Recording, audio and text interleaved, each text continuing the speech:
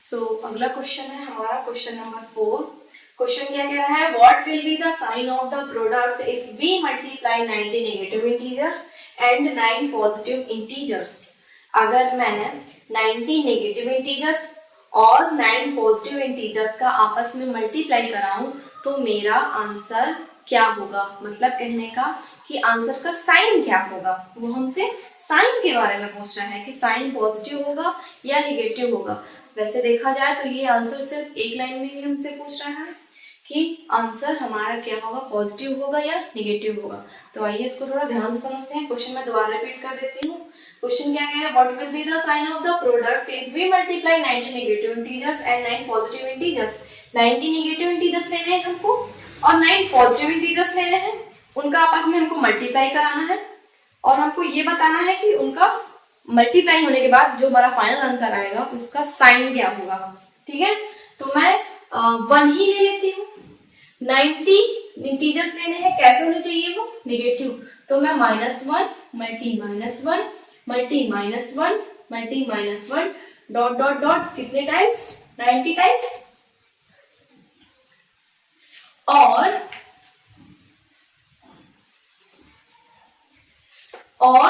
9 positive integers लेने हैं। 9 positive integers ले लूं मैं, +1 मल्टी 1 डॉट डॉट, या फिर मैं लिख ही लेती हूँ।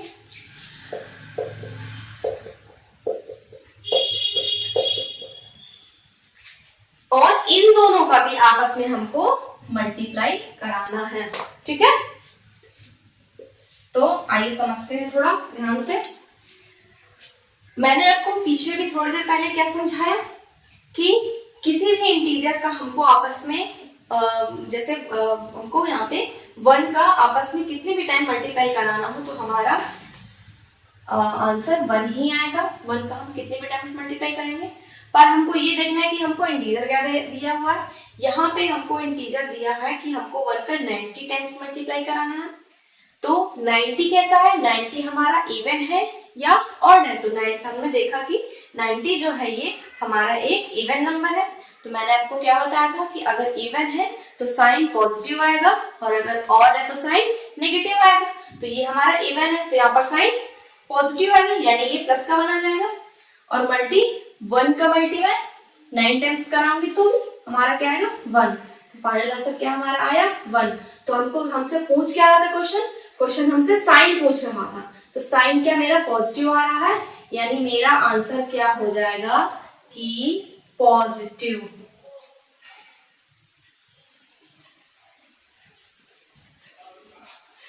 ये मेरा आंसर हो जाएगा। ठीक है, क्वेश्चन मैं दोबारा समझा देती हूँ। क्वेश्चन कह रहा था कि हमको 90 नेगेटिव इंटीजर्स लेने हैं और 9 पॉजिटिव इंटीजर्स लेने हैं, उनका आपस में मैं मल्टीप्लाई कराऊंगी। तो जो भी हमारा आंसर आएगा उसमें हमको साइन बताना है कि साइन हमारा पॉजिटिव होगा या नेगेटिव। ठीक है, तो मैंने क्या किया, मैंने -1 लिया। -1 का मैंने 90 टाइम्स मल्टीप्लाई कराया। फिर हमको 9 पॉजिटिव इंटीजर्स लेने थे तो मैंने 9 पॉजिटिव इंटीजर्स भी ले लिए। अब मैं क्या करूंगी, इन दोनों का आपस में मल्टीप्लाई कराऊंगी। तो मैंने आपको क्या बताया था कि अगर किसी इंटीजर का हम यहाँ पे इंटीजर देखते हैं कि वो इवन है या ऑड। तो मैंने देखा यहाँ पे जो हमको इंटीजर दिख रहा है वो हमारा कैसा इंटीजर है, इवन इंटीजर है। तो इवन है तो हमारा आंसर प्लस में आएगा और अगर ऑड होता तो माइनस में आता। इस वजह से यहाँ पर प्लस का बना है, वर्ग कितनी भी टाइम्स मल्टीप्लाई कराए 1 ही आएगा। इसी तरह यहाँ पे फिर मैंने 1 का 9 टाइम्स मल्टीप्लाई करा तो आपको 1 मिला, 1 मल्टी 1 कैसा आया, पॉजिटिव। तो हमारा आंसर क्या हो गया, positive integer. Okay, next question है हमारा क्वेश्चन नंबर 5। क्वेश्चन नंबर 5 क्या कह रहा है, what will be the sign of the product if we multiply 103 negative integers and 65 positive integers. Question कह रहा है कि हम 103 नेगेटिव इंटीजर्स ले लें और 65 पॉजिटिव इंटीजर्स ले लें, उनका जब हम आपस में मल्टीप्लाई कराएंगे तो हमको किस टाइप का साइन मिलेगा। सेम क्वेश्चन 4 के जैसा है ये।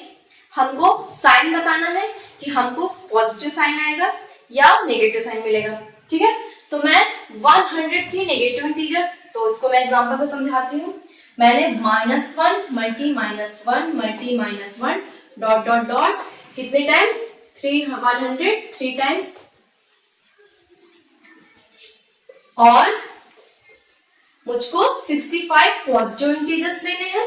तो पॉजिटिव इंटीजर्स ले लिया 1 multi 1 multi 1 multi 1 dot dot dot dot dot कितने टाइम्स 65 टाइम्स। ये मेरे इंटीजर्स कैसे होने चाहिए पॉजिटिव, ये इंटीजर्स कैसे होने चाहिए मेरे नेगेटिव। तो ये नेगेटिव इंटीजर्स ले लिए मैंने, ये पॉजिटिव इंटीजर्स ले लिए। इन दोनों का आपस में हमको मल्टीप्लाई कराना है और हमको साइन बताना है, जो भी आंसर हमारा आएगा। तो 1 का मैं कितनी भी टाइम्स मल्टीप्लाई करा दूं, क्या मुझको 1 ही मिलेगा? बिल्कुल। फिर मैं अपना देखूंगी कि मुझको कितने टाइम्स मल्टीप्लाई कराना है, तो मुझको 103 टाइम्स मल्टीप्लाई कराना है। तो ये कैसा इंटीजर है 103? ये एक ऑड इंटीजर है, और मैंने क्या बताया आपको कि अगर ऑड है तो साइन माइनस का आएगा, और अगर इवन होता तो साइन प्लस का आता। तो यहाँ पर ऑड दिया है हमको, इस वजह से यहाँ पे साइन कैसा आएगा माइनस का। मल्टी 1 का मैं कितनी भी टाइम मल्टीप्लाई कराऊं हमारा 1 ही आएगा।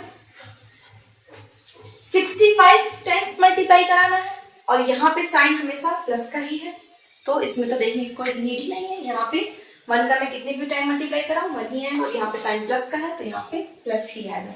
जब माइनस होता है तब हमको यहाँ पे अपना इंटीजर देखना पड़ता है, ठीक है। फिर इस 1 को और इस 1 का आपस में मल्टीप्लाई कराऊंगी, क्या आ जाएगा 1, और साइन क्या आ जाएगा हमारा, ये माइनस का है ये प्लस का है, तो माइनस प्लस माइनस। हमको क्या बताना था, हमको अपना साइन बताना था कि जो हमको प्रोडक्ट मिलेगा उसका साइन क्या होगा। तो इसका साइन कैसा आया निगेटिव, तो हमारा आंसर क्या हो जाएगा निगेटिव।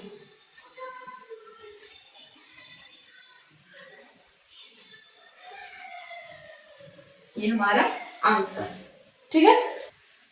नेक्स्ट क्वेश्चन है हमारा क्वेश्चन नंबर 6। क्वेश्चन कह रहा है सिंप्लीफाई -8 मल्टी 9 प्लस -8 मल्टी 7, ठीक है। तो इसको सॉल्व करने के भी 2 तरीके हैं। पहला तरीका क्या है, पहला तरीका है जो मैंने आपको पिछली क्लास में बताया था, एक डिस्ट्रीब्यूटिव लॉ। वो लॉ क्या कहता है कि a multi bracket b plus c equal to a multi b plus a multi c। तो क्या मेरी ये इक्वेशन इस तरह से लिखी हुई है? जी हाँ, बिल्कुल लिखी हुई है। आइए कंपेयर करते हैं। a मल्टी b, तो ये a है multi b plus a multi c, तो a की जगह पे ये वैल्यू, यहाँ पे a की जगह पे -8 था, तो यहाँ पे भी a की जगह -8 आया, ठीक है। b की जगह यहाँ पे 9 है, और b की जगह c की जगह पे यहाँ पे 7 है। तो मैंने अपना इक्वेशन, इस इक्वेशन से मैंने अपना ये कंपेयर किया, तो मुझे पता चल गया कि मैं अपने इस इक्वेशन को इसकी फॉर्म में भी लिख सकती हूँ। तो आइए लिखते हैं, कैसे लिखते हैं। तो मैंने अभी कंपेयर किया, तो क्या देखा मैंने कि a की वैल्यू है -8, तो मैं इस a की जगह क्या -8 लिख सकती हूँ? बिल्कुल लिख सकती हूँ। मल्टीप्लाई ब्रैकेट लगाया, फिर मैंने उस इक्वेशन से कंपेयर किया था अपने इसको, तो b की वैल्यू हमको क्या मिली थी, b की वैल्यू मिली थी हमको 9, तो मैंने यहाँ 9 लिख लिया, प्लस c की वैल्यू क्या मिली थी हमको, c की वैल्यू मिली थी हमको 7, तो मैं यहाँ पर 7 लिख सकती हूँ, ठीक है। अब क्वेश्चन हमारा थोड़ा सा छोटा हो गया है, तो सबसे पहले हम इन दोनों को आपस में ऐड कर लेंगे, ठीक है। तो -8 वैसा ही लिखा रहने देते हैं, ठीक है। यहाँ पे क्या आ जाएगा 16, ठीक है। अब इन दोनों का आपस में मल्टीप्लाई करा लेंगे, क्या आएगा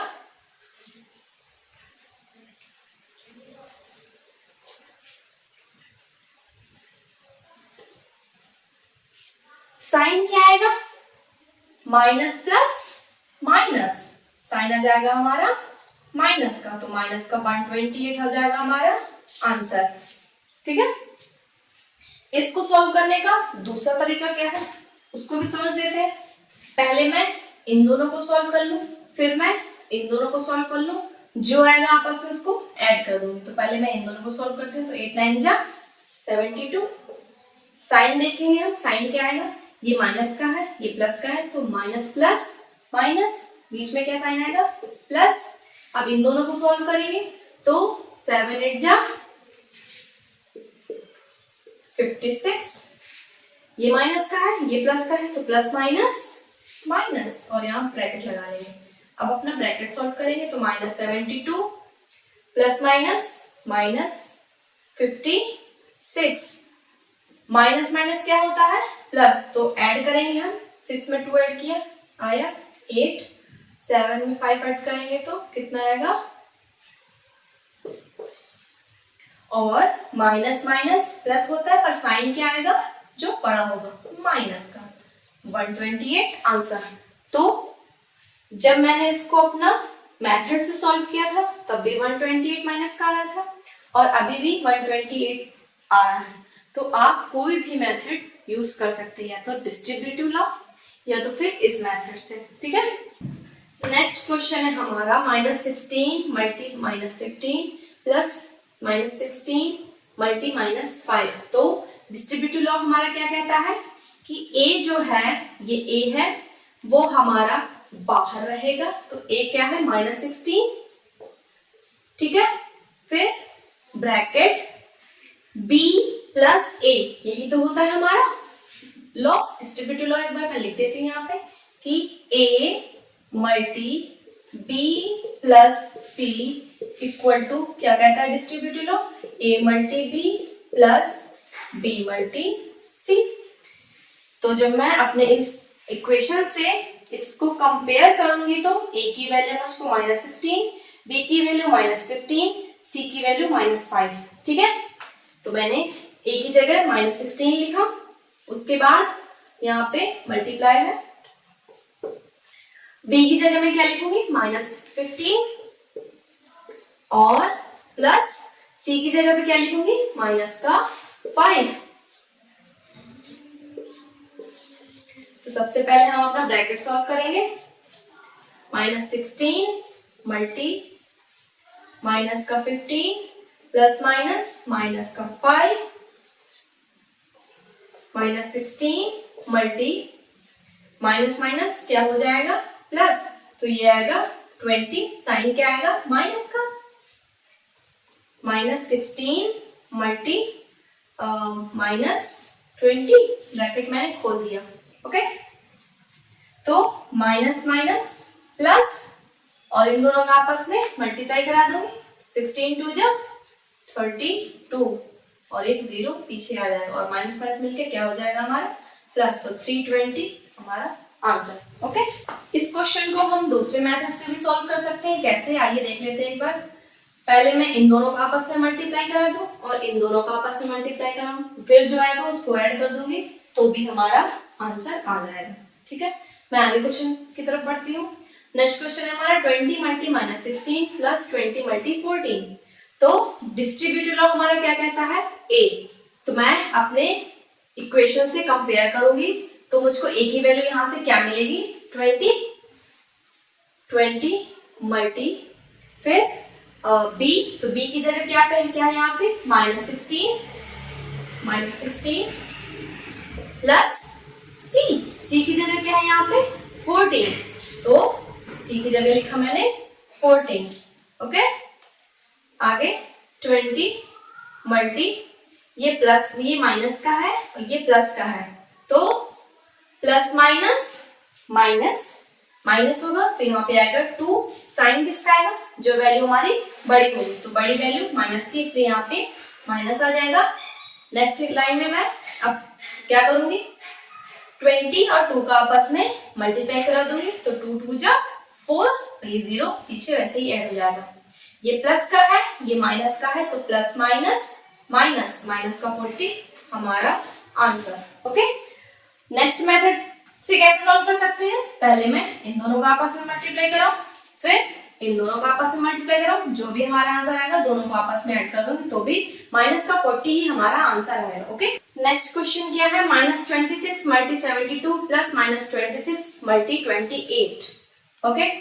तो मैं अपनी इस लाइन को अपने इस इक्वेशन से कंपेयर करूंगी तो मुझको a की वैल्यू क्या मिलेगी -26, मैंने लिख लिया -26 ब्रैकेट, b की वैल्यू क्या मिल रही है यहाँ पे मुझको 72, तो b की वैल्यू क्या है 72 प्लस c की वैल्यू क्या मिल रही है मुझको यहाँ पे 28। c की वैल्यू क्या है यहाँ पे 28। सबसे पहले मैं अपना ये वाला सॉल्व करूंगी ब्रैकेट, तो यहाँ पे आएगा 26। इन दोनों को मुझको प्लस कर देना है, तो कितना आएगा 100। ओके, अब इन दोनों का आपस में मुझको मल्टीप्लाई करा देना है। तो 26 का मल्टीप्लाई जब मैं 1 में करूंगी तो 26 ही आ जाएगा और पीछे 2 जीरो में ऐड कर दूंगी। ये प्लस का है, ये माइनस का है, तो माइनस प्लस माइनस, तो माइनस का 2600 हमारा आंसर। ओके, अगला क्वेश्चन है हमारा question number 7, fill in the blanks. Okay, question है -6 मल्टी डैश इक्वल टू 6। मुझको यहाँ पर इस डैश में ऐसा मैं क्या फिल कर दूं कि उन दोनों डिजिट का आपस में मल्टीप्लाई कराने के बाद मुझको 6 मिले, यानी यहाँ पर माइनस का 6 है और यहाँ पर प्लस का 6 है। तो मुझको कोई एक ऐसी डिजिट रखनी पड़ेगी, मतलब ये चीज तो समझ में आएगी कि मुझको यहाँ पे 1 रखना है। क्यों रखना है? क्योंकि मैं 6 का मल्टीप्लाई जब 1 से करांगी तभी तो हमारा 6 मिलेगा। अगर मैं 1 की जगह यहाँ पे कोई और नंबर ले लेती हूँ तो यहाँ पे डिजिट चेंज हो जाएगी। ओके, पर यहाँ पर माइनस का 6 है और यहाँ पर प्लस का 6 है, यानी यहाँ पे कुछ ऐसा रखना है 1 के साथ में, कोई ऐसा साइन लेना है कि यहाँ पर प्लस का हो। तो मैंने आपको अभी साइन रूल जब बताया था तो क्या बताया था कि माइनस माइनस प्लस होता है, तो मैं क्या यहाँ माइनस लगा दूं तो ये माइनस माइनस मिलकर प्लस हो जाएगा। ठीक है, समझ में आया? नेक्स्ट आगे बढ़ते हैं हम। यहाँ पर माइनस का 18 है, तो यहाँ पे ऐसा मैं क्या फिल कर दूं कि माइनस का 18 ही रहे। तो मुझको यहाँ पे 18 दिख रहा है, यहाँ पर भी 18 दिख रहा है, यानी ये तो समझ में आएगा कि यहाँ पे 1 आएगा। क्यों? क्योंकि ये दोनों डिजिट आपस में सेम है, तो मैं 1 ही रख सकती हूँ, तभी ये दोनों आपस में इक्वल रहेंगी। और यहाँ पे माइनस है, यहाँ पे भी माइनस है, तो मैं यहाँ पे प्लस का 1 लूंगी। क्यों लूंगी एक बार और देख लेते हैं, क्योंकि मैंने आपको क्या बताया था कि माइनस प्लस माइनस होता है, तो यहाँ पर क्या आ जाएगा प्लस का 1। ठीक है, नेक्स्ट क्वेश्चन हमारा क्या कह रहा है, -8 multi -9 equal to -9 multi dash. तो इसको मैंने आपको कुछ प्रॉपर्टीज बताई थी, तो प्रॉपर्टी हमारी एसोसिएटिव प्रॉपर्टी यहाँ पे और कम्यूटेटिव प्रॉपर्टी, ये कुछ प्रॉपर्टीज मैंने आपको बताई थी। तो इसमें कौन सी प्रॉपर्टी फॉलो कर रहे हैं, हमारी कम्यूटेटिव प्रॉपर्टी। क्या कहती है कम्यूटेटिव प्रॉपर्टी हमारी कि a मल्टी b इक्वल होता है b मल्टी a के। ठीक है, तो मैं अपने इस इक्वेशन से लाइन को कंपेयर करती हूँ, तो मुझको दिख रहा है कि यहाँ पे a की जगह यहाँ पे 8 लिखा हुआ और b की जगह 9 लिखा हुआ है, इक्वल टू b की जगह यहाँ पे माइनस का 9 है, तो a की जगह क्या आ जाएगा माइनस का 8। ये हमारा आंसर। ठीक है, अगला क्वेश्चन क्या कह रहा है, 7 multi -3 equal to -3 multi dash. इसको भी मैं अपनी इस इक्वेशन से कंपेयर करूंगी, तो मुझको क्या मिलेगा, a की वैल्यू मिलेगी 7 और b की वैल्यू -3 इक्वल टू b की वैल्यू यहाँ -3 है, हाँ बिल्कुल है, तो a की वैल्यू क्या हो जाएगी, a की वैल्यू हो जाएगी हमारी 7। ओके, नेक्स्ट क्वेश्चन है -5 multi 3 multi -6 equal to dash multi 3 multi -6। ये कैसा क्वेश्चन है, ये हमारा कम्यूटेटिव प्रॉपर्टी से रिलेट नहीं कर पाया, तो हम अपनी एसोसिएटिव प्रॉपर्टी देखते हैं। वो क्या होती है कि a multi b multi c equal to a multi b multi c। इसको मैं दोबारा साफ साफ लिख देती हूँ, a multi b multi c, ये हमारी एसोसिएटिव प्रॉपर्टी होती है। तो जब मैं इससे कंपेयर करती हूँ अपने इस लाइन को, तो क्या मिलती है मुझको, a की वैल्यू मिलती है -5, b की वैल्यू क्या मिलती है 3 और c की वैल्यू क्या मिलती है मुझको -6। ठीक है, तो मुझको यहाँ पे क्या वैल्यू मिलेगी, तो इससे कंपेयर किया तो यहाँ पे आना चाहिए a। तो a की वैल्यू मैंने आपको क्या बताया अभी, उससे a की वैल्यू आ रही है हमारी -5, तो यहाँ पे क्या आ जाएगा -5, ये हो जाएगा हमारा आंसर। नेक्स्ट क्वेश्चन है हमारा -5 मल्टी डैश इक्वल टू 0। तो मैंने आपको 0 की प्रॉपर्टी बताई थी कि हम किसी भी डिजिट का मल्टीप्लाई अगर 0 से कराते हैं तो नंबर हमारा 0 हो जाता है। तो हम अपने डिजिट का मल्टीप्लाई क्या 0 से करा दें तो हमारा आंसर भी 0 हो जाएगा, तो यहाँ पे क्या आ जाएगा 0। ठीक, समझ में आया?